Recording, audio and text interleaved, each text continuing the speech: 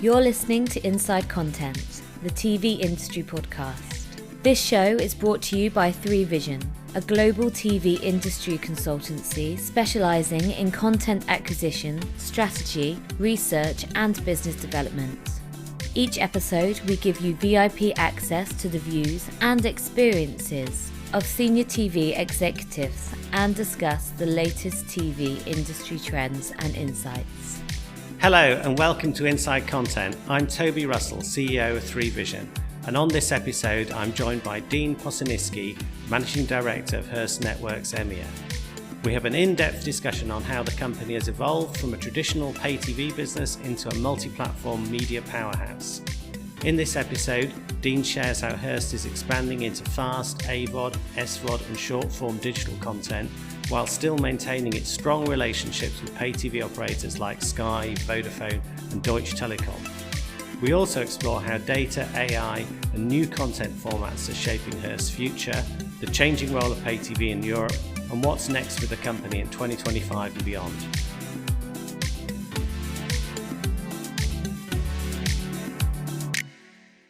So, hi Dean, thanks for joining me on Inside Content.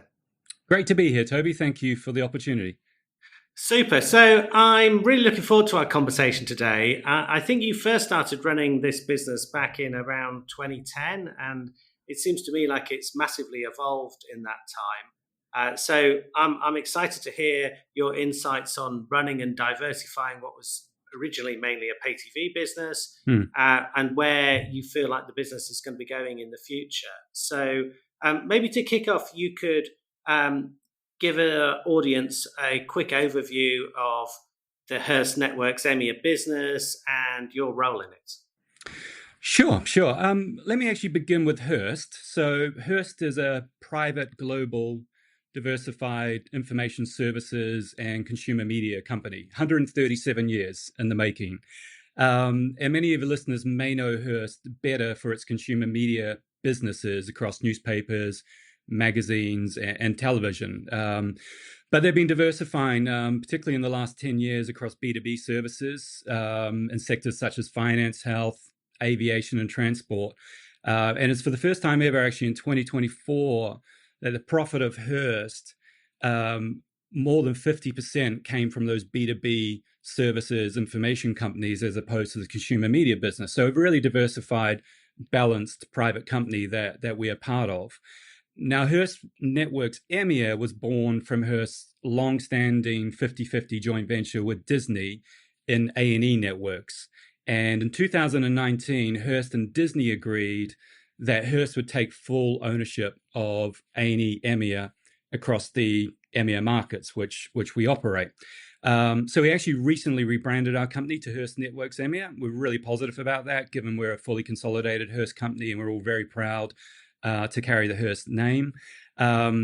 We operate across Europe, Middle East, and Africa. We have 6 offices: London, Munich, Madrid, Rome, and Warsaw, Johannesburg. So, really important to us is how we tailor our brands and programming to local cultures and tastes and build an array of local partnerships.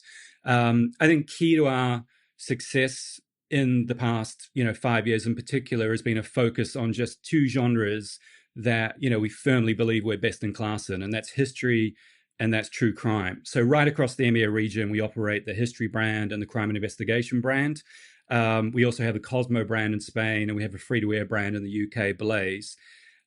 Should say in the UK, we've had a successful, long-standing, nearly 30-year joint venture with Sky. And that's stronger than ever, particularly as we've recently created the Sky History brand together in this market.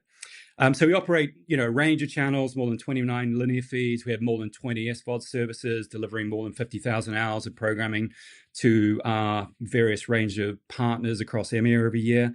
And we've been, of course, growing, diversifying into spaces such as free-to-air, AVOD, fast channels, and SVOD. And, all our brands have a really strong presence, obviously, on social platforms such as Snapchat, TikTok and Instagram.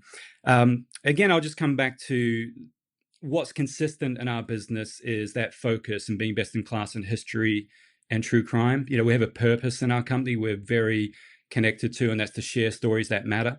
And, when we do originate programming, when we do build brands and services, we think very carefully about the impact we can have on our audiences. And I'll just say, as my position, managing director, I've got the responsibility for the company's vision, its strategy, its culture.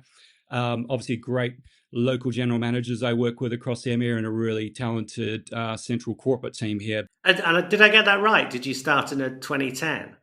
You did, yeah. I left Yeah. BBC Worldwide to come to A&E EMEA back in 2010. So look, 15 years this year. For those 9 years being part of A&E, great experience. And, I've been very fortunate the last, 5 to 6 years to move and to become part of Hearst. And, that presented a new opportunity for us as a company. We built out, all of our own corporate teams here, whether it be technology or HR, chief operating officer role, finance, CFO roles. So we became a fully autonomous company based here in London, across Europe, reporting into Hearst. So that's been a very different experience as opposed to kind of rolling up into, an international team within a global studio. And I do believe it's given us, this ability to really think about our future and what we want to create and have the sort of agility and flexibility. And that's both what we create, and also, I think a big part of where we are now is also moving away from activities or brands that we didn't believe would serve us in the future. Long term, we closed Lifetime as a brand in Europe. We closed down the A&E brand. We moved away from the Blaze brand in pay TV. So I think sort of having been given that opportunity to have that autonomy, we got very focused on where we think our success lies. And obviously I can speak more about what we do now across those genres. Yeah, fantastic. That's really interesting, because I guess when you started in the business, it was mainly pay TV, and I guess pay TV is still obviously an very important part of what you do. I'm interested to sort of get your kind of big picture thoughts on the pay TV sector and the kind of the bundle, because I think there's a lot of people. I mean, there's a lot of people. A lot of people are worried about that. Feel like it's got a kind of limited future. What's your view? How do you, and I guess specifically, how do you see that in Europe, and how do you see that, or EMEA, and how do you see that for your business? Sure. I mean, look, in the genres we operate in, the rights we have and what we create, we have diversified. And I can speak to that in terms of where we are across different windows, different activities, different new platform opportunities.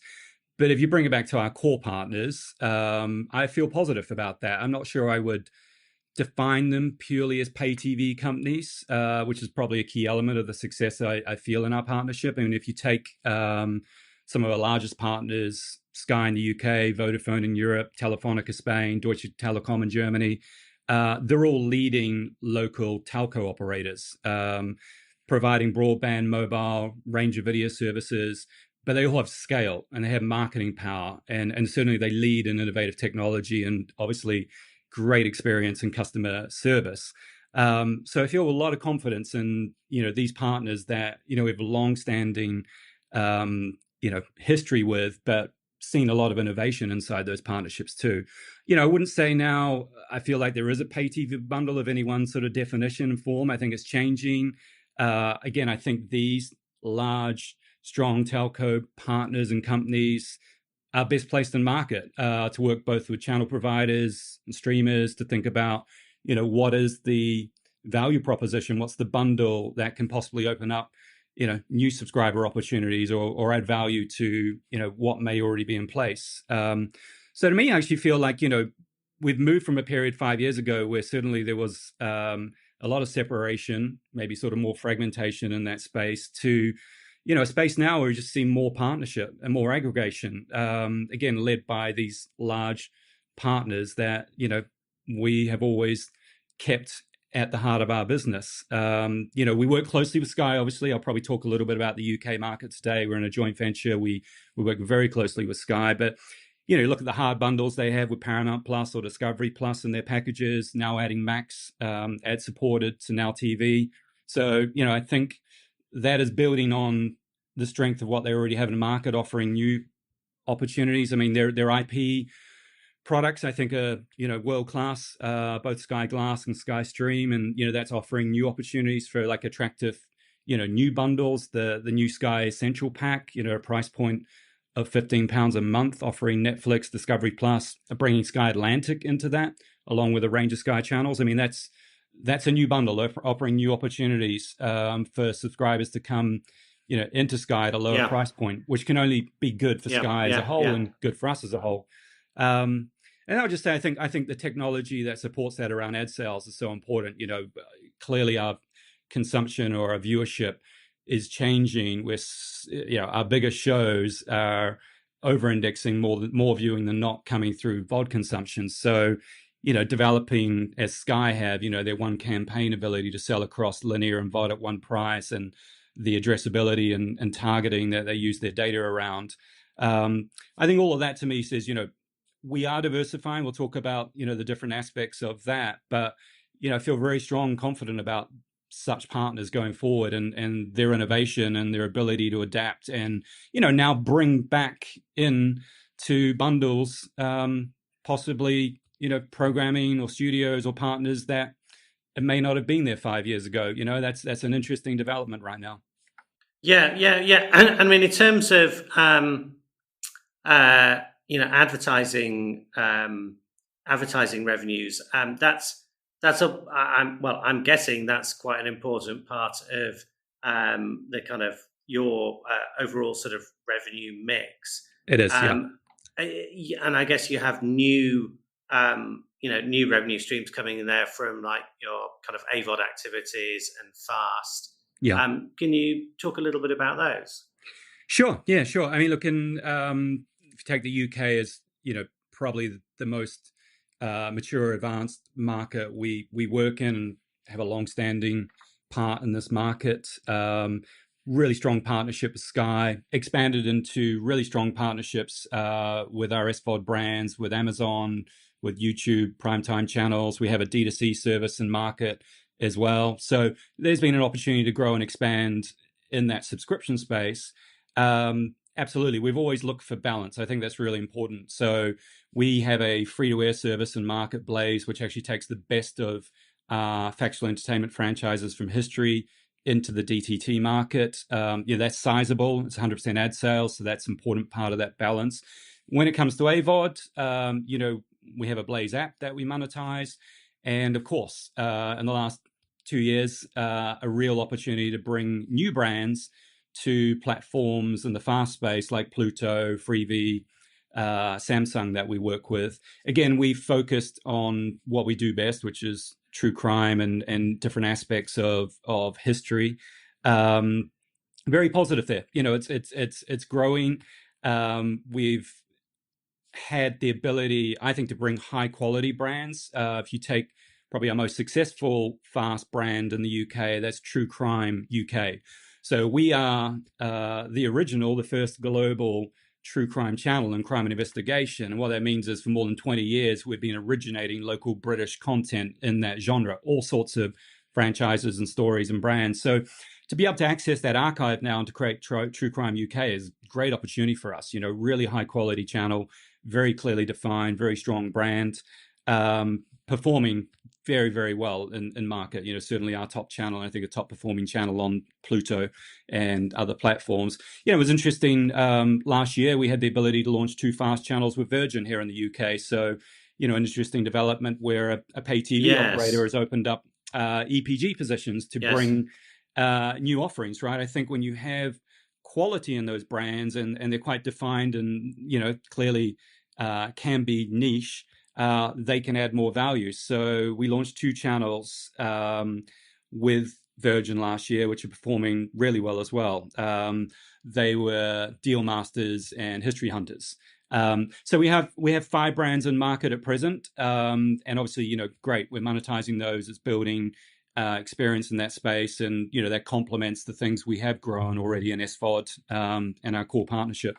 Yeah, and we've been seeing a few other pay TV operators around in other markets, looking at adding FAST channels, and I think there's rumours of lots more considering that. Is that something on your agenda as well?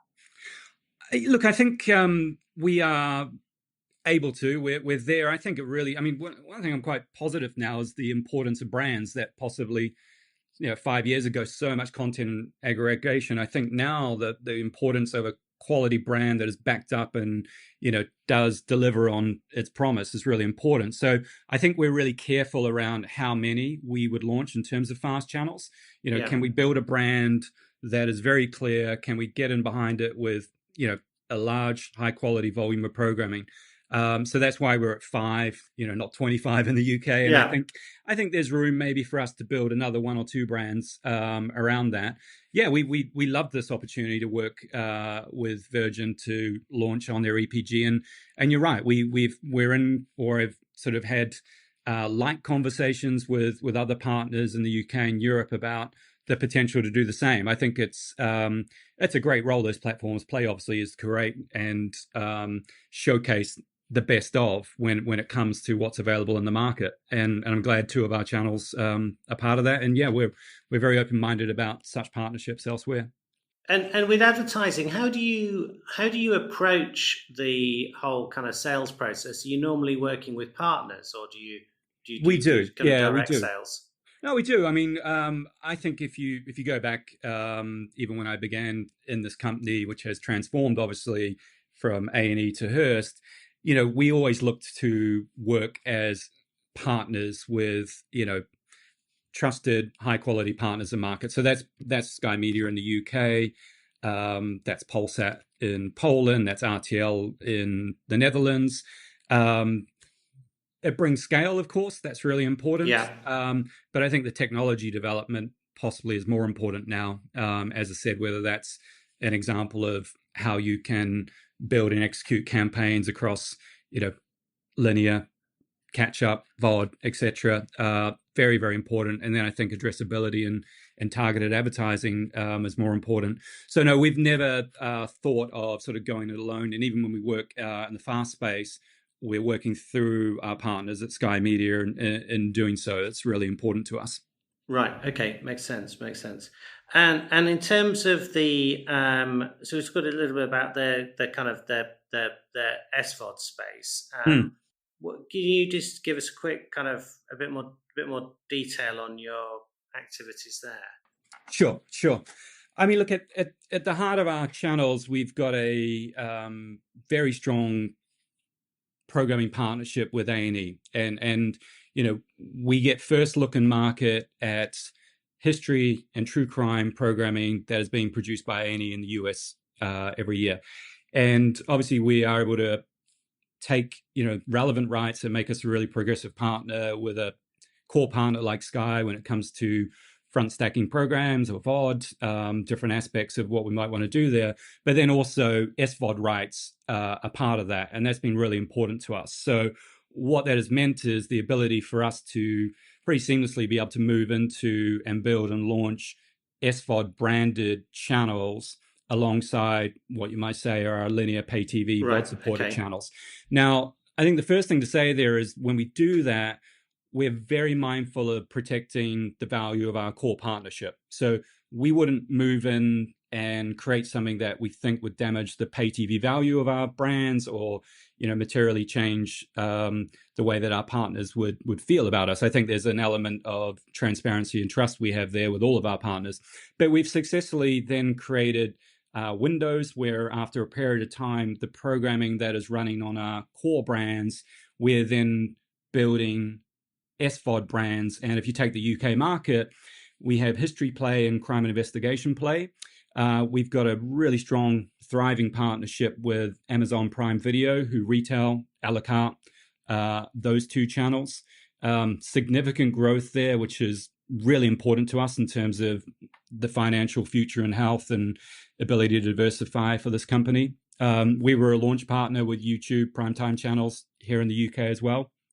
So look, that's really important to us. We're exploiting rights that are valuable in a new window with new partners while continuing to protect our core business. And then, as I mentioned, in the UK, the success of the true crime genre, I think, and the growth of that genre has meant it's been a very strong product for us with Amazon, we built and launched our own direct-to-consumer crime and investigation service, crime and investigation play service here in the UK. Now, when we did so, we knew, it's a niche genre, it's a passionate genre, it's a growing genre. So it was never going to transform our company in a sense of we're all in on this and that's the future. It was another ability just to add another element of diversity and growth. And, we're really pleased where it is. 2 years on, it's profitable, which I think is important. It allows us, obviously, to learn acquisition, retention, get a lot of data back. And because I think data's the big thing. Because I think a lot of people say, complain to me about the lack of data they get from partners sometimes. Well, it opens up a direct connection with customers and viewers, and data is important, but actually those customers are also really important that they want to contribute when it comes to qualitative understanding and discussions and focus groups.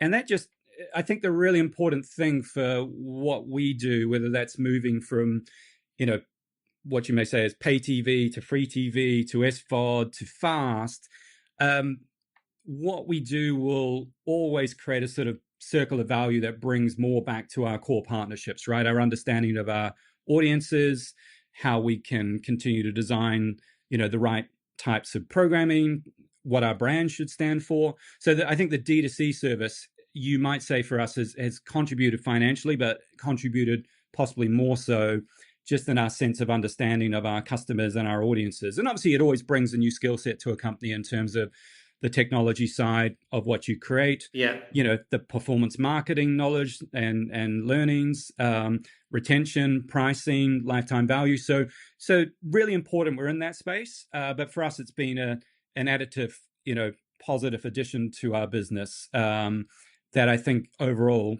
supports our total place in this market and certainly supports our core partnerships in this market. Yeah, super. That's really interesting.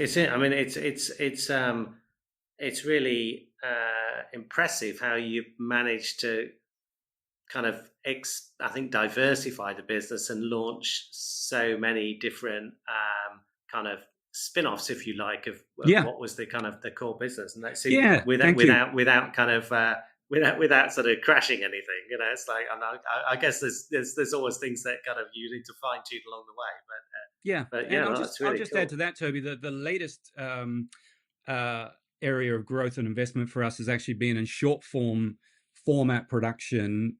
YouTube clearly is an incredibly important platform, potential partner, and access to audiences. So in the last year, we've made quite a large investment in the UK market to create short form formats, very different talent, very different form of storytelling, obviously anywhere between sort of 4 to 8 minutes, and very successful. We've created more than 20 unique formats, unique and different from what you will see on our sort of linear SVOD brands. But we had, one example, which is a format called Cut to the Crime. You would say it was viral. It, claimed more than over 1 million unique views inside one day. Is a really successful format that we've created a second series around now. Interesting that we could take that programming and actually put it onto our crime investigation play service, VOD service, and turned out to be, one of the most successful shows we've had there, up against big franchises like Gypsy Rose or local productions like Cops That Kill. So I think that's really important for us creatively as well, is that, we're working with different talent, we're working with different producers, we're creating storytelling in a different way, and we're learning and accessing, that market, that content creator market through YouTube. And I think that's a space for us where we will grow. We will continue to grow in that space for sure. So are you looking to bring short form content to other platforms like TikTok, or are you doing that already, Dean? Yeah, we do that already. Actually, we were the first history brand here in the UK to launch globally on TikTok. So we've always been present in that space.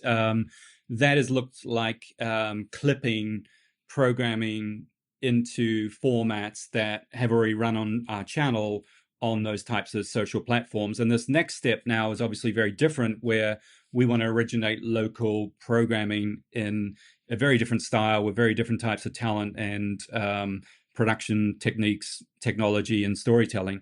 So the primary destination for that is YouTube, where we can monetize it in time. We can build vertical YouTube channels with that type of programming.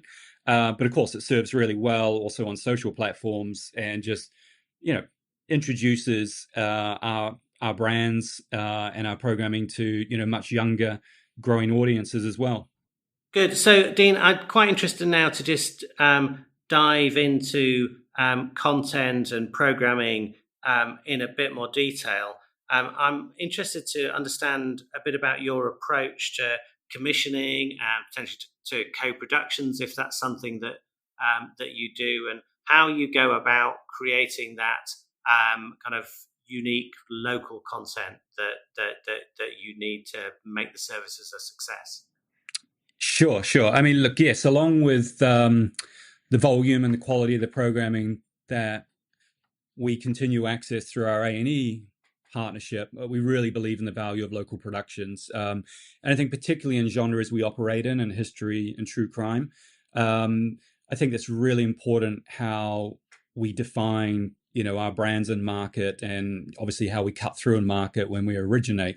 So if we take the UK as an example, we've increased our investment and output in original productions. It's doubled over the last 4 years. That's as we've actually closed down other genres, other channels, and been able to put more investment into history and crime investigation.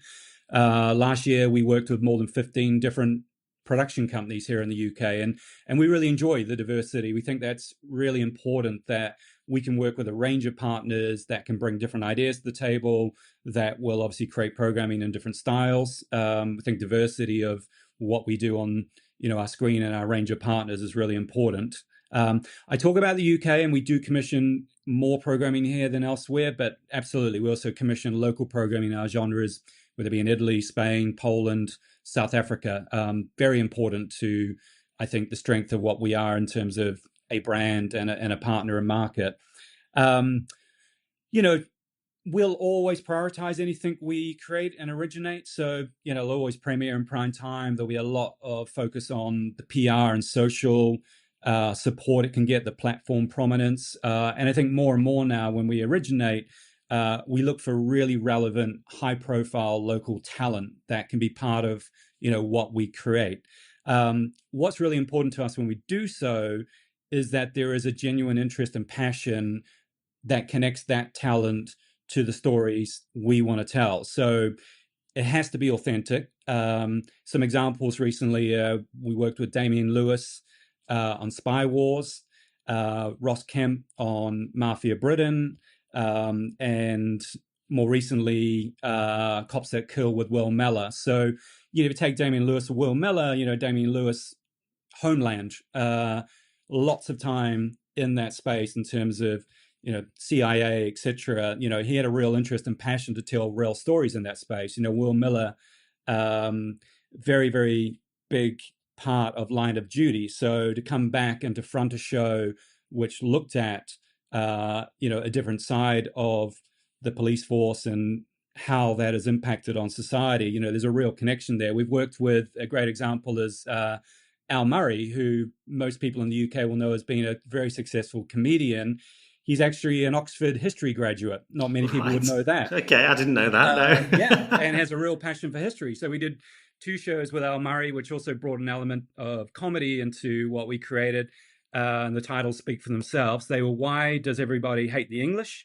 And Why Did the Brits Win Every War? So, there's great things you can create when you have the right type of partnership. And they're all fully originated, but we love to look at co-production opportunities too.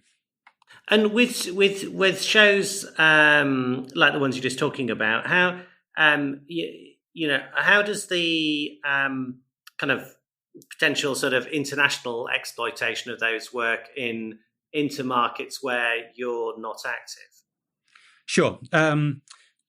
We can at times take on rights for more than one market, although I will say, in our experience, originating local content for local markets works best. It's the holy grail if you can create something that works across your whole EMEA footprint.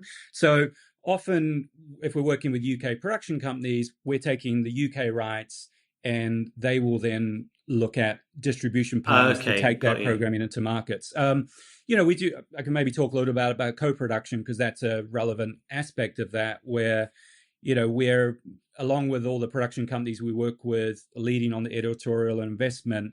We're very open to co-productions, and we've just had a really big piece go to air on the 27th of January, which was the 80th anniversary of the liberation of Auschwitz. We worked with Sky, NBC Universal, and Stan in Australia to create a show, The Tattooist's Son, A Journey to Auschwitz, which was obviously a companion partner piece to the award-winning Sky drama, The Tattooist of Auschwitz. So there's opportunities to do that. We've worked with A&E. Spy Wars was actually a co-production with A&E, where we obviously took UK rights and rights for some of their markets, and they've distributed. ZDF Enterprises, we worked with not long over a year ago, creating War Gamers, U-boat War Gamers. And actually, we've even worked with streamers. We're very open to that. So here in the UK, given the experience and talent we have in the true crime space and in history too, we often get opportunities where, streamers or companies will come to us, obviously looking for investment, but actually looking also to bring our experience and talent to bear on what they may be looking to create. So a good example is we worked with Netflix in the UK. We created 2 series, I'm a Killer and I'm a Stalker, both of which premiered on Crime and Investigation here in the UK in our services, and then moved to Netflix as well. So, we're always really open-minded, both on the range of production companies we work with when we originate. But of course, I think more and more, as I talked about, partnerships are something that is interesting to us, and definitely in the creative space around co-productions. Yeah. Okay. Cool. Interesting. So, Dean, we've seen the news about you renewing your partnership deal with Sky. Can you tell us a little bit more about that? Sure. Yeah. We've recently announced a long-term extension of our partnership here in the UK with Sky. Really pleased. The partnership, I think, is stronger than ever. We operate a joint venture, so we work in very close partnership with Sky leadership and management. But I think what's at the pinnacle of that partnership now is the creation of the Sky History brand, where 5 years ago we combined the Sky brand with History, and now Sky History is absolutely one of the strongest performers in that factual group of channels on Sky. I'm also really pleased in this renewal, as the announcement stated, Crime and Investigation will get more prominence and will be moved up the EPG on Sky. So I think it's an interesting example of, I've spoken to over the past 5 years, the diversification and the new opportunities that, we've moved into, whether it be free TV, SVOD, AVOD, short form, fast. But in doing so, we've always been really mindful to protect and grow the value of our core partners. And I think this new agreement rewards that. So, yeah, thank you. We're very, very positive. Great, fantastic. So, other than your continuing partnership with Sky in 2025, what are you most excited about for your business, and what do you think is going to be the biggest trend in the industry? I think what I'm excited about is a trend, and I've spoken to it already, which is new partnerships, new opportunities to think of different ways of partnering, bundling, that can be in distribution. We're seeing a lot of it in co-production. For us, it's new partnerships sometimes when I talk about what we're doing in short form and growing what we do with YouTube. So, I feel like we have our business in a space where we are very clear on what we are and what we are best in market at. And I think many of our partners know that, and many new partners are interested in that. So I think for us, it's that ability now to keep growing different partnerships. And actually, I think now there is a feeling of real openness to do so. I haven't spoken about AI at all during the last half hour, but I think, if anything's exciting there, we're starting to see, different examples in our companies where, whether it be co-counsel and what that adds to our legal abilities, whether it's what we do with dubbing with our partners, different technologies we can bring to scheduling and how we deliver content, whether it be AI in the cloud. So I think all of that leads back to giving us more time, focus, resource to keep doing what we do best, which is be a great creative company at heart. So, that I think will be step by step in terms of how we integrate different tools into our business.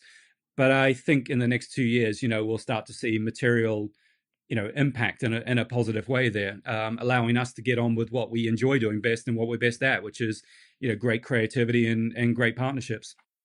Great. Well, thank you very much, Dean. That's been a fascinating, really enjoyable conversation. It's great to have you on Inside Content, and I look forward to having you on a future episode to hear how things continue to develop really well at Hearst Networks EMEA. Thank you. Thank you very much, Toby. Really appreciate the opportunity to join you today. Thank you. Thanks for listening to this episode of Inside Content, the TV industry podcast brought to you by 3Vision. With decades of TV industry experience and real-world success, we know the ins and outs of the market like nobody else. To learn more about our TV consultancy services, head to 3vision.tv.